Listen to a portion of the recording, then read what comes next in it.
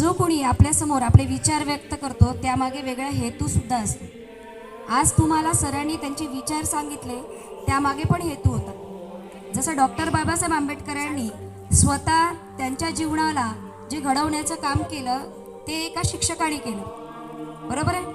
तुम्ही जर डॉक्टर बाबासाहेब आंबेडकरांचं जीवनचरित्र वाचाल तर त्याच्यात तुम्हाला कळेल की त्यांच्या शिक्षकांनी त्यांना प्रत्येक क्षेत्रामध्ये मदत केली आणि म्हणूनच ते आज एवढे पुढे गेले.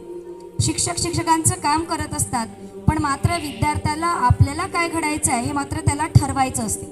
मला चांगलं बनायचं की मला वाईट बनायचं हे त्या विद्यार्थ्याच्या हातात असते. म्हणजे स्वतःचं काय आपण नशीब घडवू शकतो म्हणतो ना, तसं आहे. वागत असताना आपण असं वागायचं की जेणेकरून आपण इतरांसाठी आयडियल ठरलं पाहिजे. आणि म्हणूनच आज या दिवसाच्या निमित्ताने उपक्रम राबवण्यात येणारा एक आयडियल स्टुडंट म्हणून आपल्या शाळेतून इयत्ता 1 ते 5 मधून एक विद्यार्थी निवडण्यात येणार आहे. मग ती मुलगी असेल किंवा मुलगा असेल. आणि 6वी आणि 7वी मधनं सुद्धा एक विद्यार्थी निवडला जाणार आहे आणि त्याची अनाऊन्समेंट 26 जानेवारीला होणार आहे.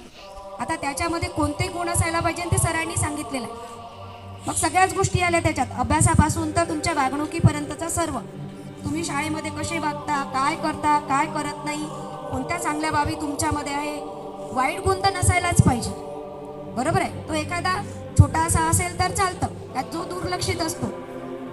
पण जर तो वाईट मार्गाला लागलेला असेल तर तो विद्यार्थी आयडियल स्टुडंट म्हणून निवडला जाणार नाही.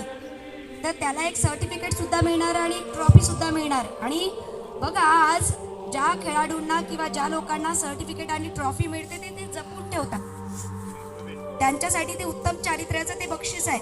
त्यामुळे आपल्याला सुद्धा मिळायला पाहिजे हे आपल्याला प्रयत्न करायचे आणि त्या दृष्टीने आपण काय करायचं, कामाला लागायचं आजपासून. कारण आजचा दिवस विद्यार्थी दिवस म्हणून साजरा करण्यात येत आहे.